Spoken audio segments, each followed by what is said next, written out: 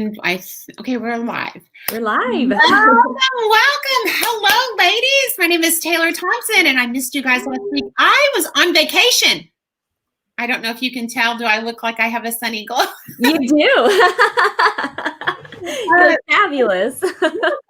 Last week I missed, and that was like the first time I've missed a live interview in almost a year now. I can't even believe it. Oh, wow. So as you guys are coming on, let us know you're here and to give us a shout out. Then also know that we are on StreamYard, so you have to give us permission to show your name, other we just see Facebook users. So this is Taylor Thompson, Live She Network, and this is Mom's Monday Mindset. So we want to talk about, like, I have an amazing mom here today. I can't wait to introduce you. So thank you. On and say hi. So, and if you come in on a replay, let us know that too, to put hashtag replay. So Cari Yes. Higham, how are you? Good. And I know it's weird. It's Higham. Cari Higham. It's butchered all the time. So Higham.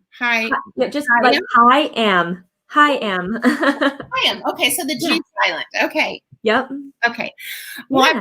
I apologize for that because I've never even actually said your last name. I know. I know most people, they do say Higham. It's Higham.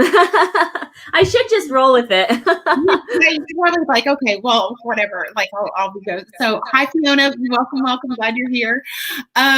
So Cari. So I met Cari, let's see, it's been a little over a year ago, and we met at No Excuses event. And first of all, I love events. And I know I've shared this with you guys so much before. And so this year's been so strange because we've all been in quarantine. Yeah. Thank God for technology that keeps us connected. That's amazing. But I really miss the live events and really hugging people and connecting with people. But I agree. In Vegas at a No Excuse event. And it's so interesting how we have so many of the same people and how you get to connect with people. But I saw you on stage with you and your husband and got to meet and connect with you. And you had two little ones, but you just have a brand new one, right? Yes, we have a brand new. She's 6 weeks old. And I already tell everyone she's my favorite. I have two little boys. She's my little girl, and she's just the sweetest little thing. Wow. I will tell you that, having little girls is a life changer because I have three. Larry has 3 girls. So between us, we have 6 girls. Oh, so wow. I don't know what to do with a boy. I know. That's how we felt with the girl when we had her, and, she was there, and it was my husband who actually changed her diaper the first time, and he opened it. He's like, I don't know what to do with this. Yeah. Like you're used to different body parts. It's like, what's that all about? Yeah. So congratulations. So you're now a mom of 3 and a brand new one. And so, but let's talk to you. Let's talk to you about your story, because some of the ladies may not know you, may not know your story. And you have such a great, powerful story. So ladies, for those of you who are new or doing this around your kids, that's first thing. And then also, or if you're doing this with a spouse, she works with her spouse too. Yeah. But talk about you and your story and how you got to this place, because sometimes people look at us and go, you are overnight success. Not really. Yeah, right. I like to say that I'm like a 6-year overnight success, you could say.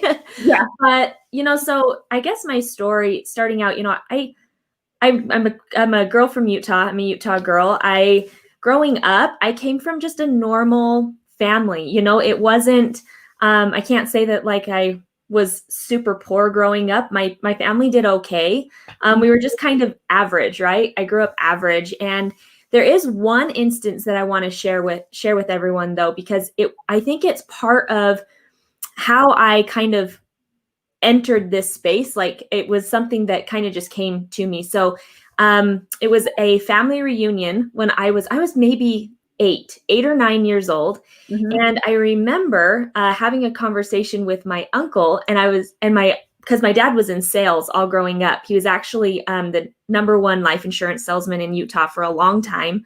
We did really well. but my family was very humble. We never had the big fancy house. We never had the fanciest car. And so I never saw that we did really well.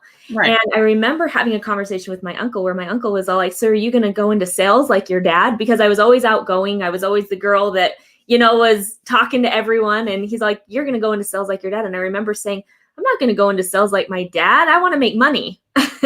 And I remember my dad pulling me aside after that family reunion. And he's like, "Cari, do you not realize that we actually do okay?"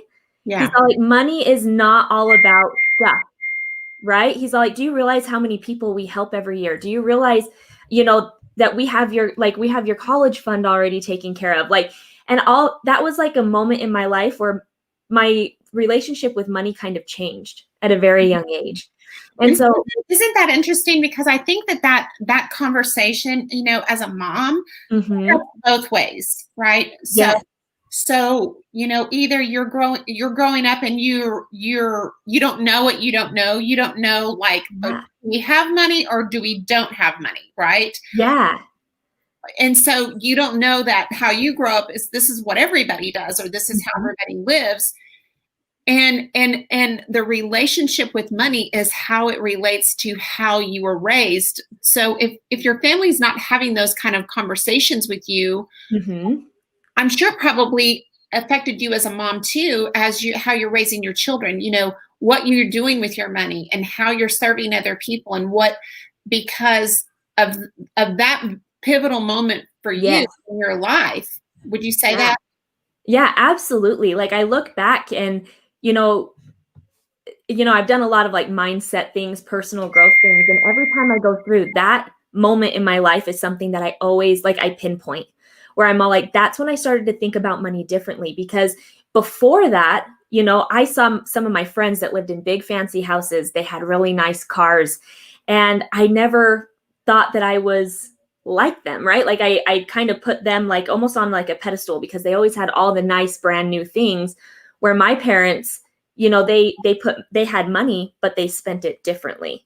Yeah. And they spent it almost like preparing for the future. And so if we fast forward several years, when I would have been about 12, 13 years old. So my dad, he had actually helped build a life insurance firm from the ground up to multiple millions of dollars. And he did it with the expectation that the people that he was working with were going to make him a partner of this firm. And they ended up not. And my dad ended up losing everything overnight. But because of stuff that he had put into place, our family was okay. He had different policies in place, different things where even though we had no income for several years and my dad had to completely start over, he was still able to take care of his family. And so that moment in my life, I remember thinking, I'm going to have things in place, right? Because I had other friends whose parents lost everything and they literally lost everything, ended up getting divorced. I saw through different friends, what financial strain was really like. And then I saw how my parents handled it. And because they had built the well before they were thirsty, we didn't have to go through as many hardships as some of my other friends who lost everything growing up. This is such a good thing. Let's have having this conversation because, Mhm. first of all, you're very fortunate to be reared in a family that had that kind of mindset around money. Yeah. A lot of people aren't. Mhm. They don't know what they don't know about money. And especially as entrepreneurs, because most of the ladies here are entrepreneurs, right? And so Mhm. they're not, if you've come out of the workforce and you've been used to working for someone else, Mhm. sometimes that money is like, you don't have to worry about paying taxes. You don't have to worry about other than just sticking money aside because you've got a built-in 401k. So whenever Yeah. you're self-employed, you have to have a different relationship with money. Absolutely. And I love the fact that you're sharing this because I don't know, and this wasn't a planned on having this conversation, but what changed my mindset around money was I read this book. It was called The Richest Man in Babylon. Hmm. And it was really, really good because it really gave you a way to, as an entrepreneur, like how to bucket your money. Yeah. For taxes, for saving, and to pay yourself first. And that was one of the big lessons that I learned, which is probably to your point of what your dad did, was how to pay himself first and then live off of the rest. In other words, like, if you have whatever money you get, you bucket it. And we can have those kind of conversations later on, but jot that down, ladies. Write this book down. It's a great, great book. It's a pretty small read, but it's called The Richest Man in Babylon. But so that's a really such a valuable lesson that you learned at such a really young, formidable age. Yeah. So what happened so you watched your dad go through this, and that had to have been such a challenge for you. Yeah, it was. And I also want to bring in, like, you know, when you go, I went to public school, and at public school, they don't teach you anything about money, right? No. And so I was watching my dad go through this, but at the same time, it was being ingrained in me, get good grades so you could get a good job so that you can, you know, so basically you can have that 401k. So you can make a lot of money and have that 401k. And so, you know, it's things that I look back on that I'm like, I thought differently. However, you know, as I got older, those things that were ingrained in me, like from public school and from my husband, who never had any, you know, never ever talked to anybody about money really growing up, you know, it ended up that I kind of went through what my dad went through later on, but I hadn't dug the well. And so, but going back to that and to those moments of, you know, watching my parents go through that, it's definitely something that made it so that when I did go through my own rock bottom, I guess you could say, with my husband, it was that thing that was like instilled in me, like, okay, this is never going to happen again, because I saw what my parents had done and I knew that I could do that for myself. And so going through high school, I decided, okay, I'm going to get a job, but I never really knew what I wanted to do. All I knew was that I wanted to make a lot of money. I was like, I want to make a lot of money, and I don't want to have to do a whole ton of work in order to do it, right? Yeah. Like any kid, you think I'm just going to find whatever job I can, right? Like maybe I can be a princess. I don't know, you know, but I ended up getting married. I met my husband. We got married really young. I was married at 19. I had met him when I was 18. Yeah, we live in Utah. It's kind of like culture. Everyone just kind of gets married young here in Utah. And so we've been married now for 12 years, almost 12 years. Been married. Yeah. And so when we got married, my husband, he was actually going to school to become a dental technician. We ended up doing really well when we first got married. When we first got married, you know how most kids, they struggle and they go through that struggle. We never really did, because my husband made fairly good money when we first got married. And so, you know, we went out, we bought the car, we bought the house, and I wasn't digging my well. Instead, I had money and I was going for all the materialistic things, right? That a lot of my friends who were older that, you know, had, because they had been around for a little longer than I had. So let's, I want you to, because some ladies that are tuning in right now, so elaborate on that, because I understand what you're talking about. But you maybe take a minute and talk about digging the well, so because some people may not understand what that means. Yeah, absolutely. So, you know, when it comes to digging the well, so I like to kind of think about, you know, the movie Sully with Tom Hanks about the plane that went down in the Hudson Bay. Yeah. So I like to kind of relate it to that, where what did he say right before the plane crashed? Brace for impact, right?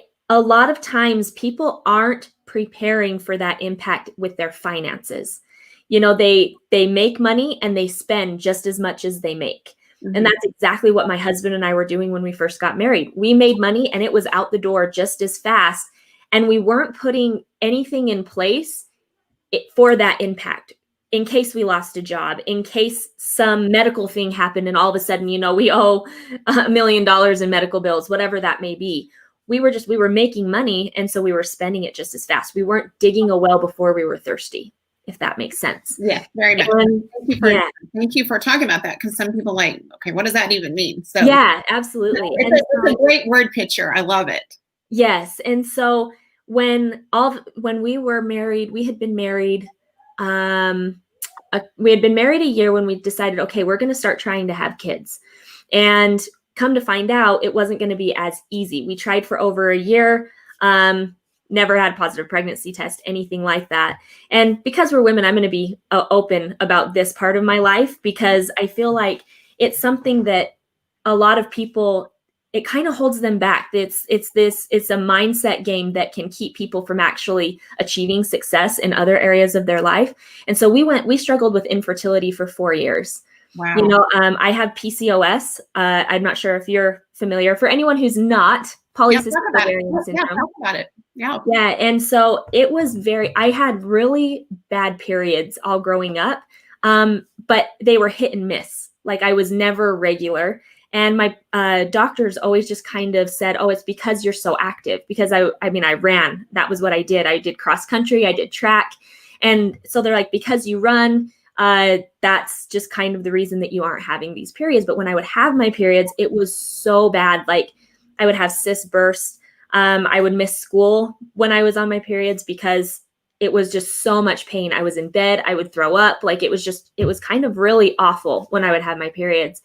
And so when we got married and we were trying to have a baby, first off, my periods weren't regular. So it was really hard to even pinpoint when I was going to have a baby.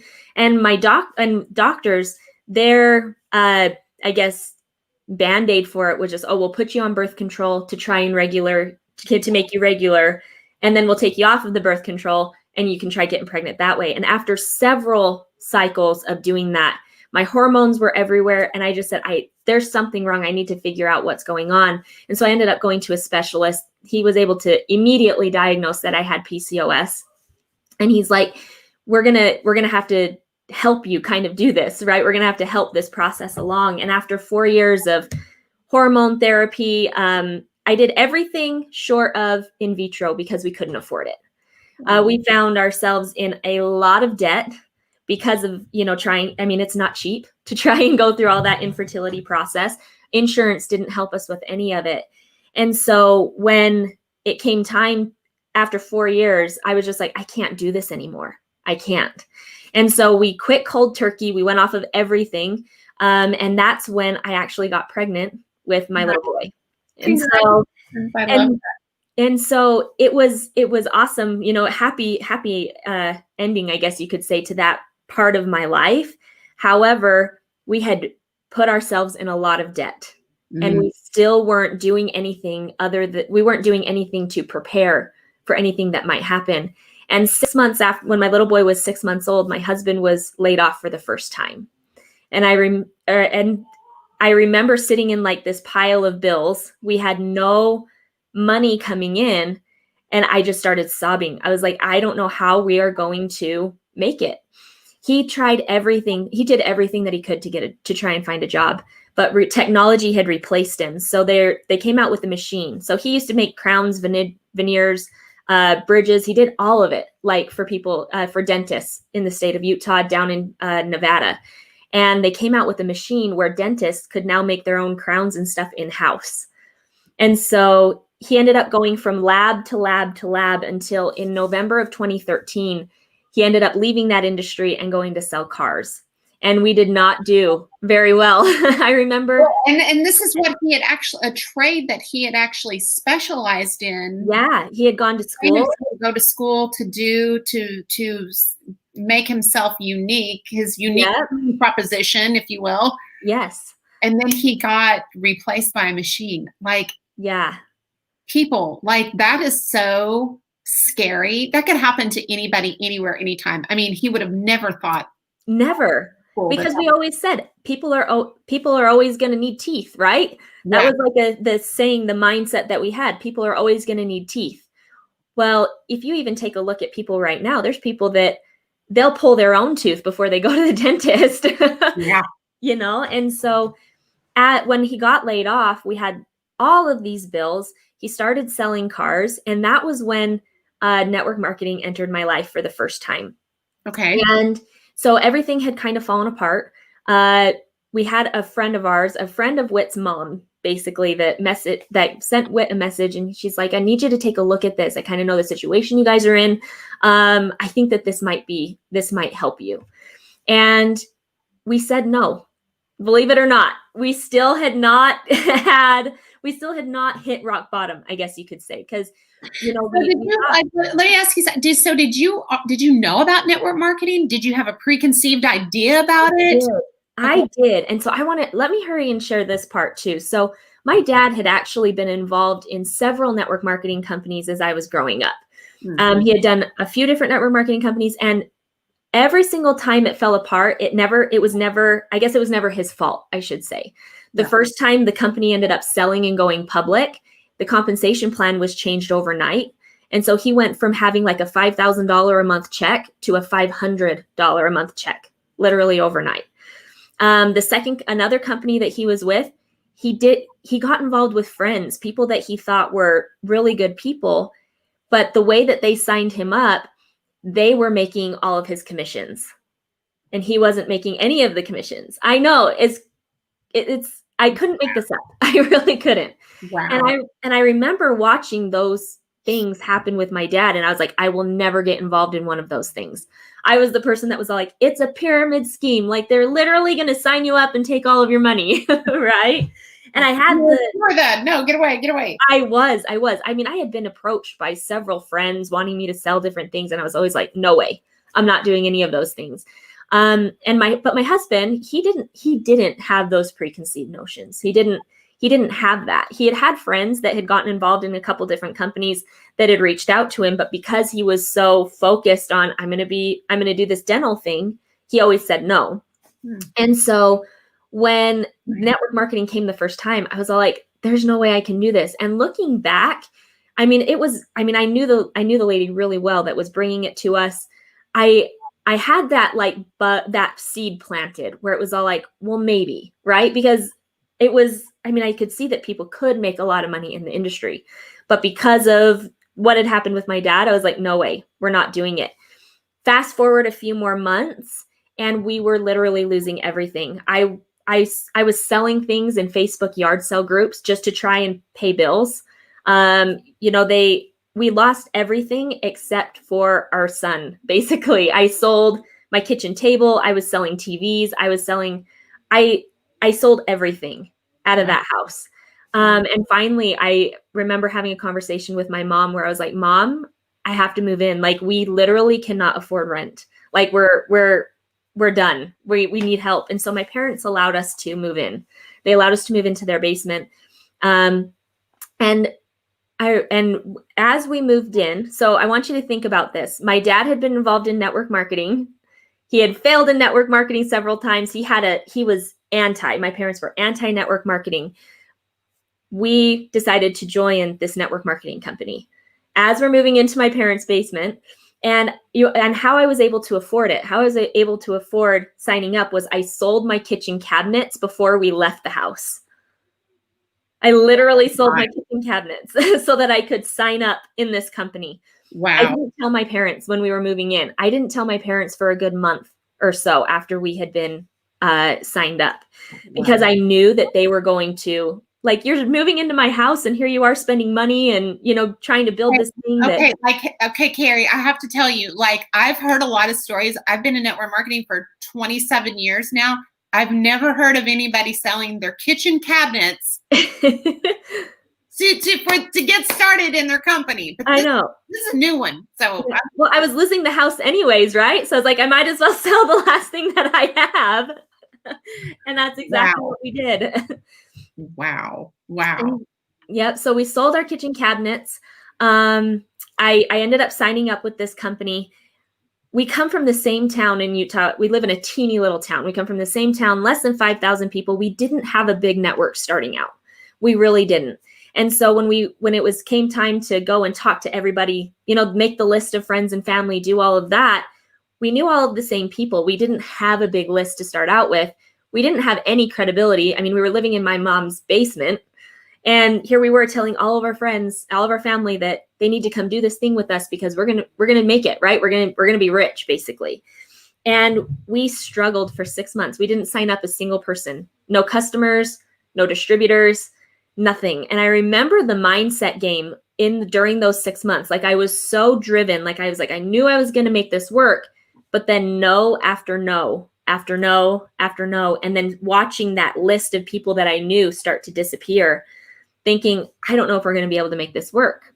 And after that 6 months, when we had kind of burned through our entire warm market, we went to our upline, and we were like, Mr. Upline, we have done everything that you have told us to do. I've talked to hundreds of people over the last 6 months.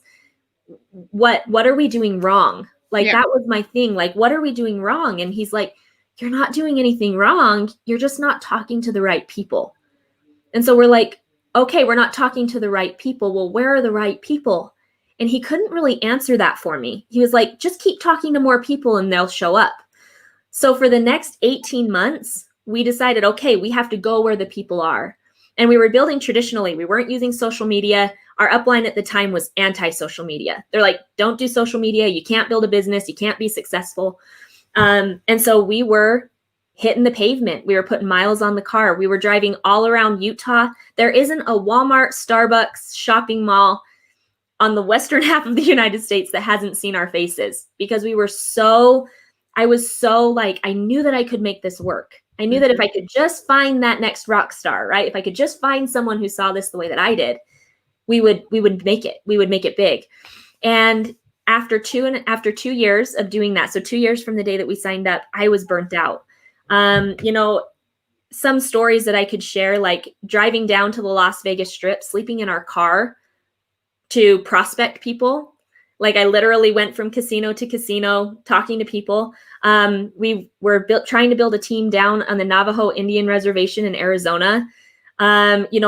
Driving by, like having people be murdered in a camp next to us. Like, literally, like the stories I could share from this like 2-year period in my life. Like, what? Yeah, like on the Navajo Indian Reservation, we wake up the next morning, we pack up our tent, because we slept in a tent. We couldn't afford to sleep in a hotel room.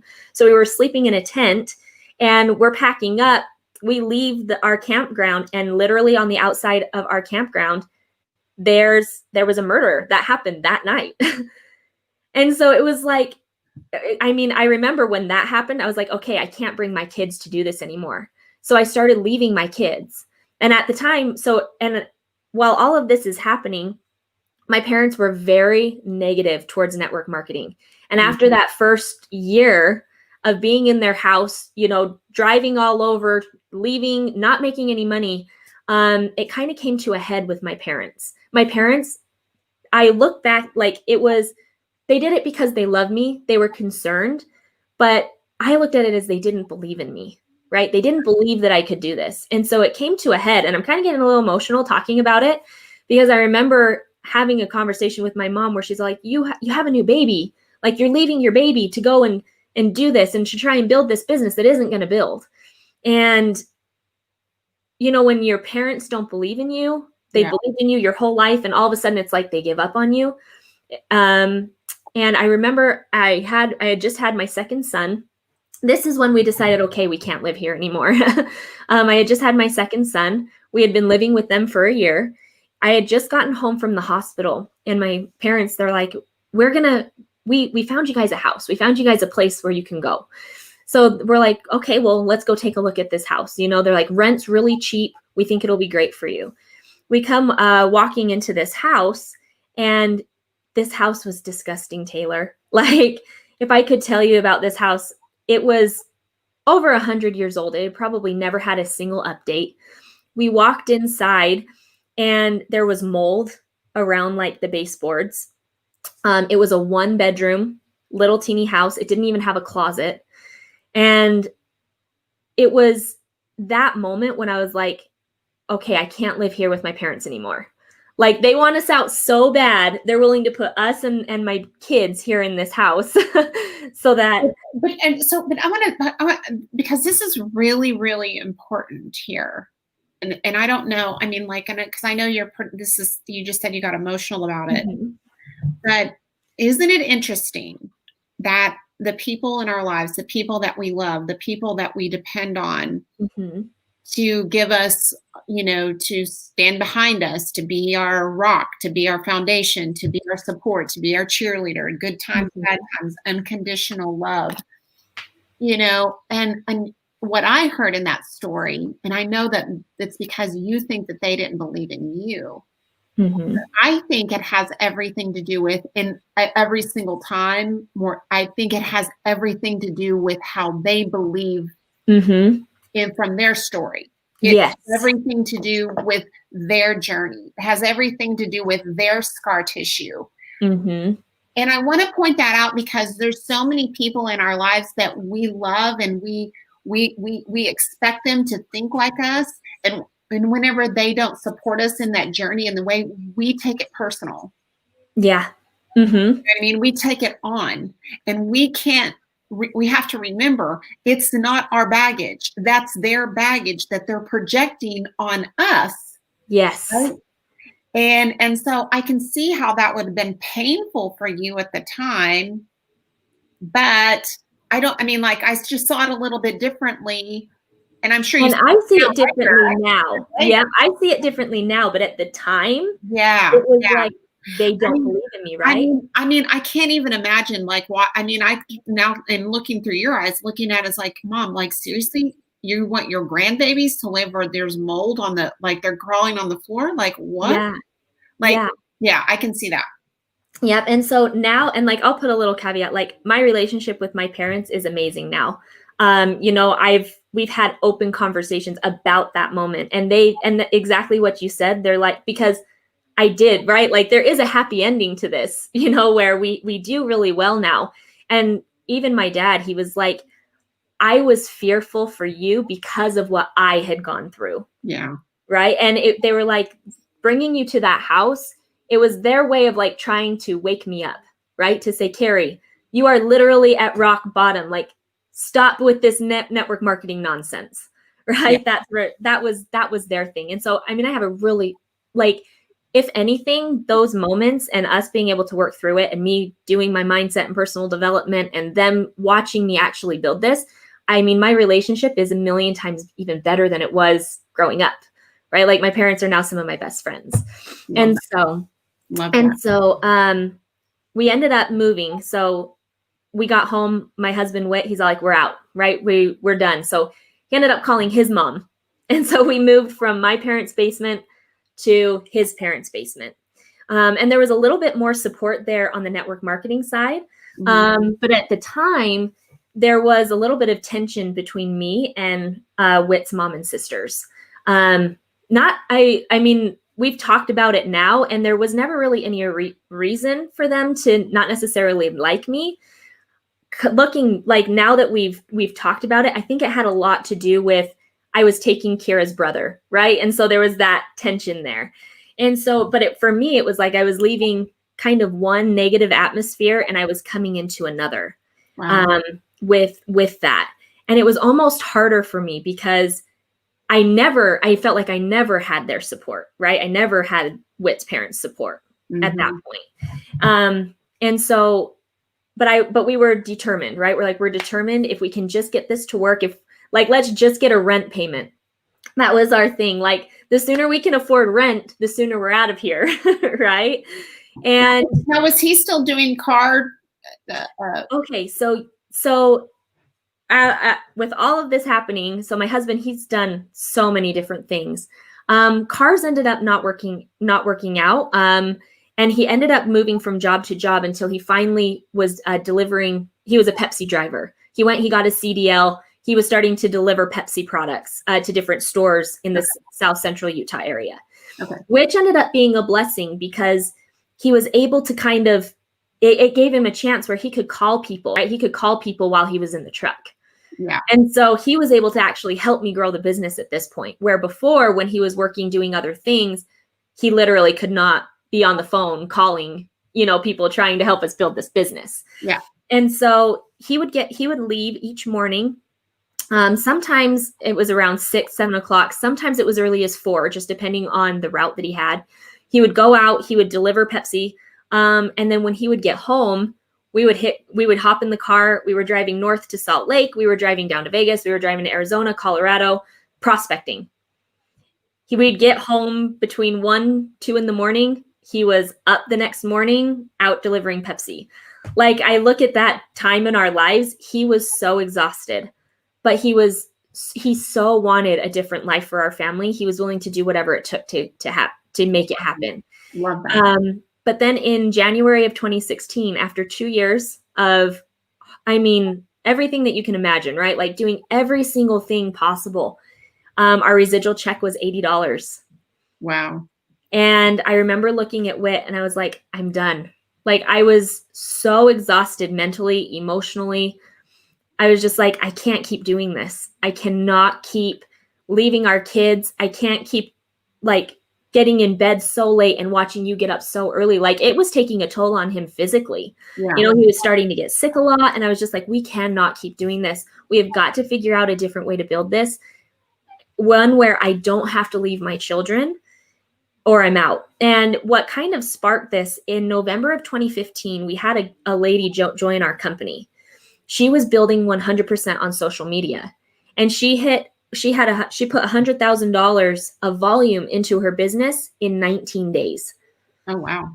And that was the thing that like sparked our interest in, there's something to social media, right? Here our upline has told us for so long, social media doesn't work. But then this woman comes in and proves that it does work. And so we started doing what any normal person would do. We started stalking this gal, right? Like I was in all of her pages. I was in all of her groups. I was like, I got to figure out what she's doing. And we did everything wrong in the beginning of social media. But in January of 2016, I was like, you've got to figure out what she's doing so that we can do it too, or I'm not doing it anymore. Like I literally checked out. I quit. I was like, I can't keep doing it. And so my husband was the one he was like, okay, I'm going to figure this out. And so he started looking into different courses, different people.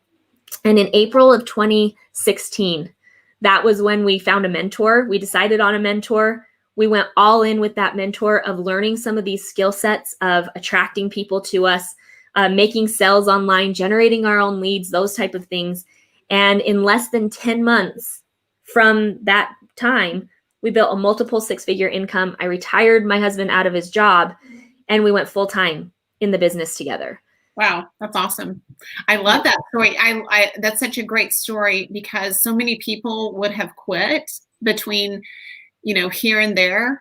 And it's interesting because, all the stuff that you're sitting there talking about, that's how I built my business. There was no social media. There was no cell phones. But I did do it. I did do it the hard way. So, everything that you're saying was like, yep, I know that one. Yep, I know that one. And it was hard, extremely hard. And so, yeah, but it works. It works. It does. It absolutely does work. There's so many top earners that they're proof it works. Yeah. Right? Yeah. Yeah. And obviously I had skill sets that I needed to develop.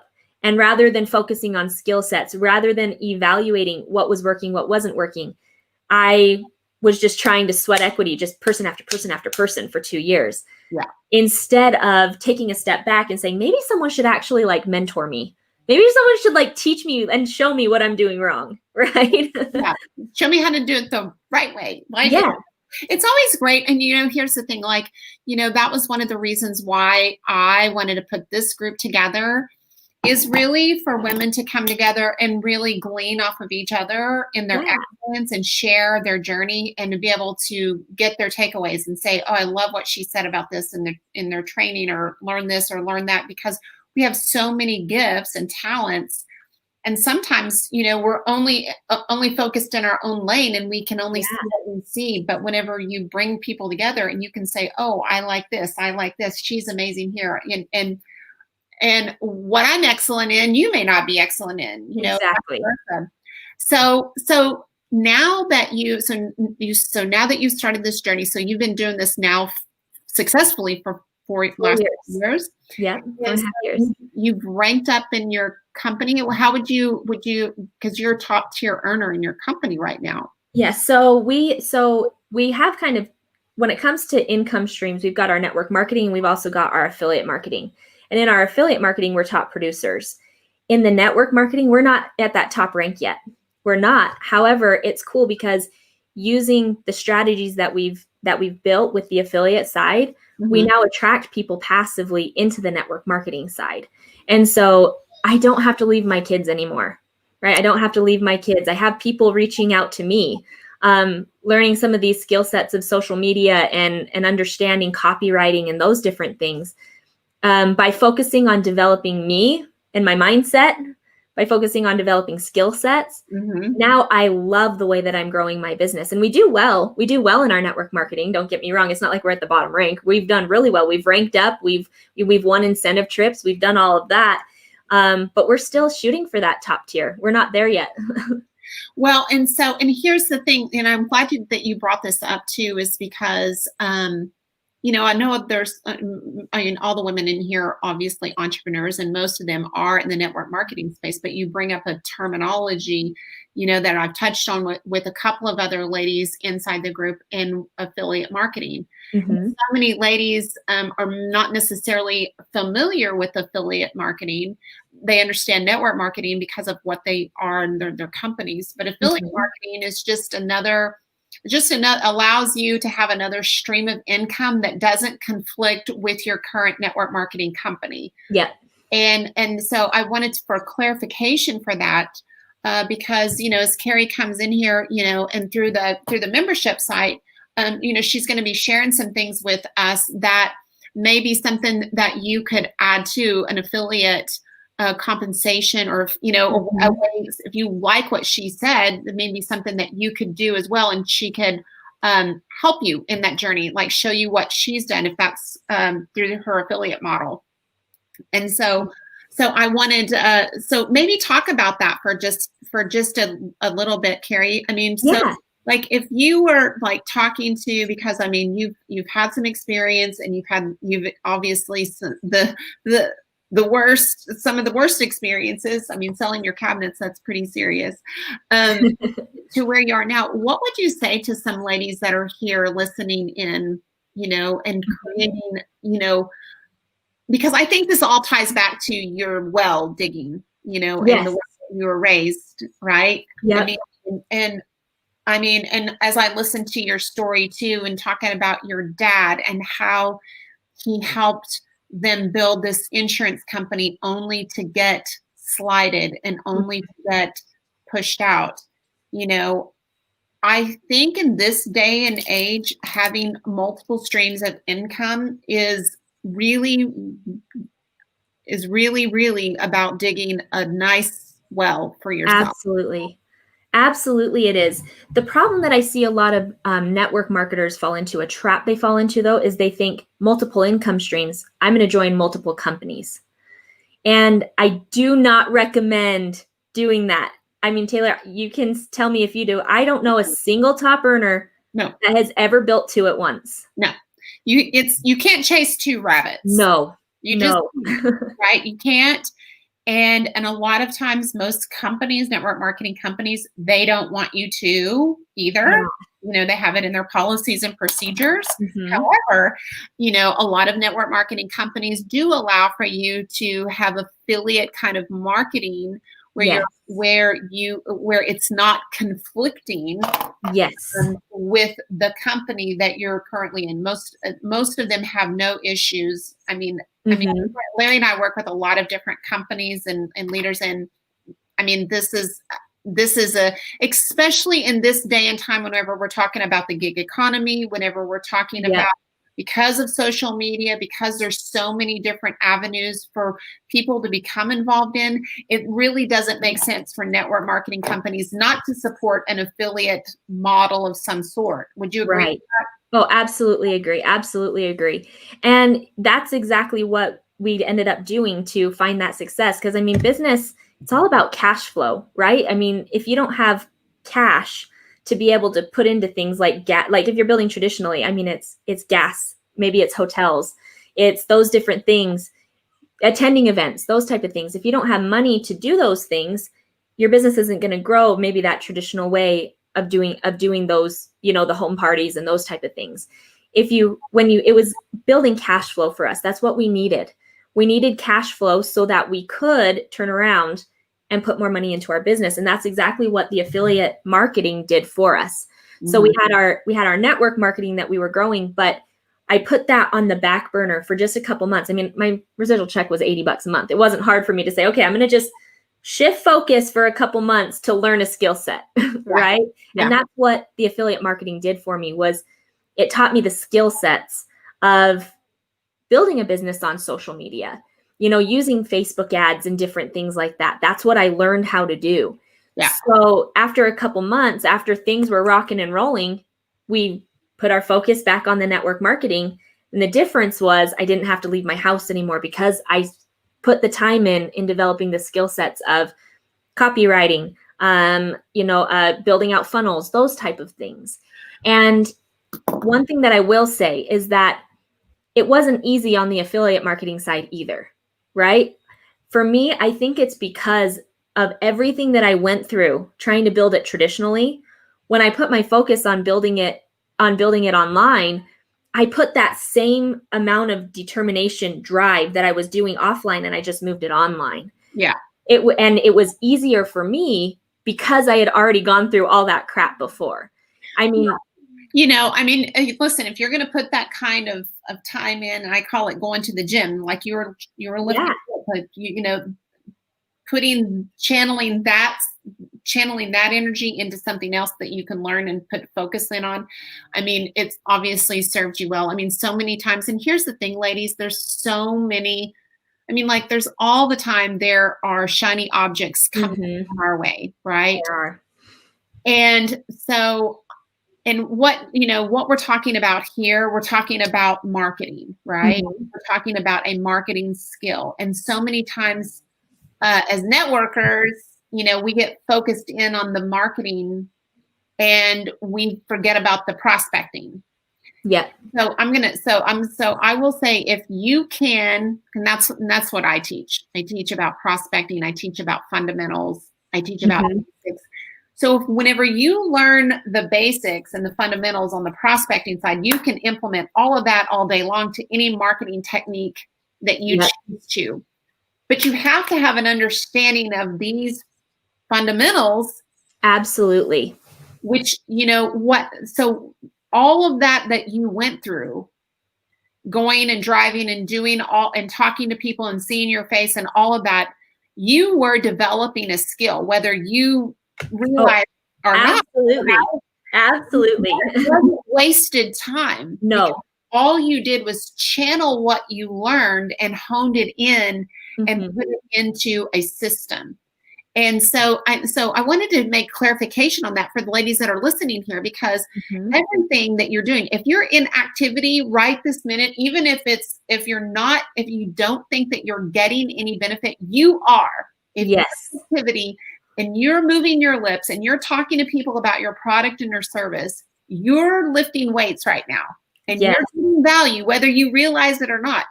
The key is don't stop. Keep going. Keep going, right? Yes. And so many times I see this all the time. Network marketers, they think, oh, I just need a funnel. I just need a funnel. I just need, I want to be able to just put the post out and everybody enrolls. That is not the way it works. You still have to prospect, right? You still have to know how to have a conversation with someone about your products, how to have a conversation about the business. You still need to know how to close someone, how to get them to cross the finish line. Yep. And then you need to know how to teach them, right? So that your team is duplicating. And so it's a lot of times people think, oh, I'm just going to become that marketer and my business will grow. No, it still takes those fundamentals, like you said. Yes. Absolutely. Yeah. Well, Cari, so we talked about a lot of mindset here. So tell the ladies, what are some of the things that you do? Because now, you're doing your business, you're doing it with your husband, and now you've got 2 boys and a brand new baby. Yes. Tell us how you keep it all together.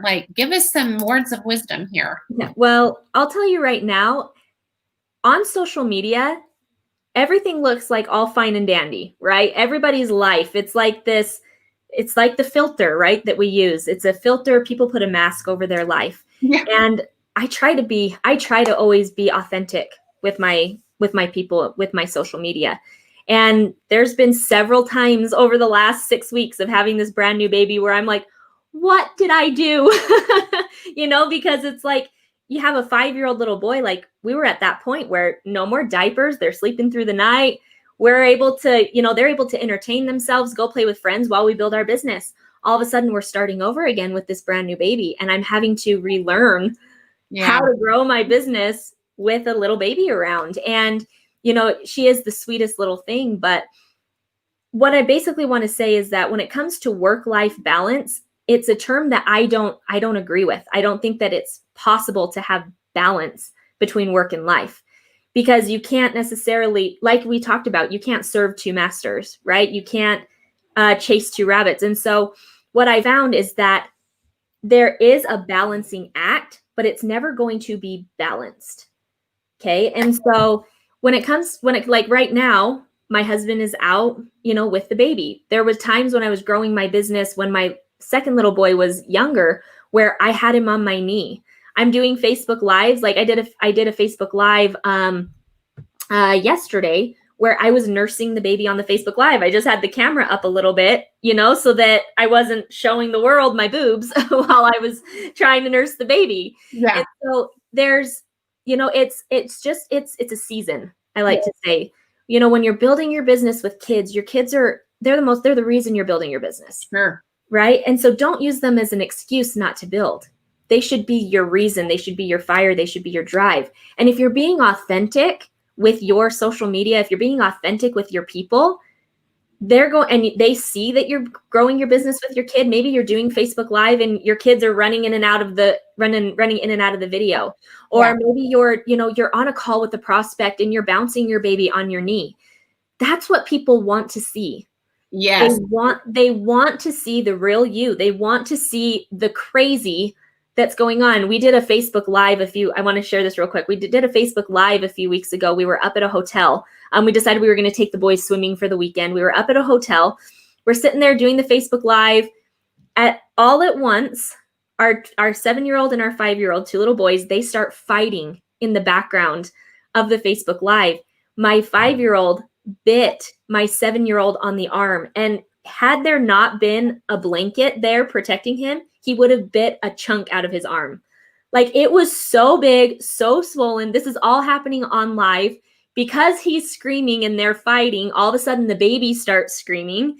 So, and I'll tell you right now, there was people that joined us on that live that they're all like, you guys are real people. It's like, they're like, I feel like I can do this, right? Because it's so true. I mean, I never had Facebook Lives, but I remember like being on calls and, calling the prospects back, and having everybody running around and crying.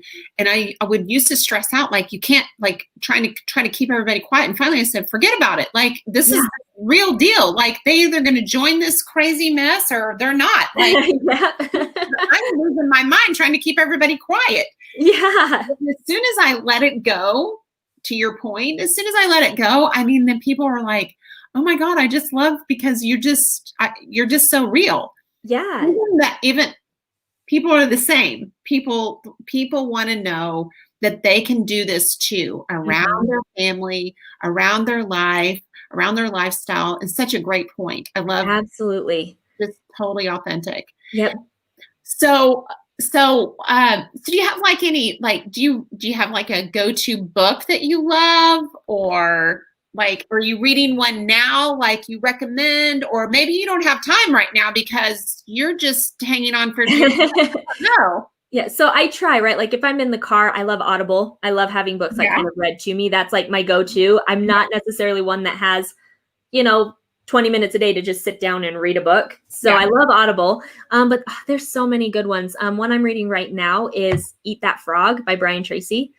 Really good. It's all about overcoming procrastination in your life, and eating the frog. It's basically about doing the things that you hate first and getting them out of the way so that you then can focus on the things that you love and not stress and like turmoil over the things that you haven't gotten done yet that you're supposed to be doing. But one of my favorite books, I love The Slight Edge. Love The Slight Edge. Small little things done over time, right? Small thing, like going to the gym, like you were talking about. Small, consistent things done every single day that, the compound effect, it compounds and makes, it makes everything that you're doing now, like you said, everything you're doing now, it will compound for the future. Of course. Absolutely. So do you have like a favorite quote, scripture, like things that like, okay, you think like, sometimes people have them on their walls or they like, it's just their thing. Do you use anything like that? Did you do with the ladies? Yeah, so there's so many. One that comes to my mind, it's actually from, so I'm LDS, it comes from the Book of Mormon. It's behold, I know that I am nothing because God is everything. Everything in your life. Say that. I've got to say that. Yeah. Behold.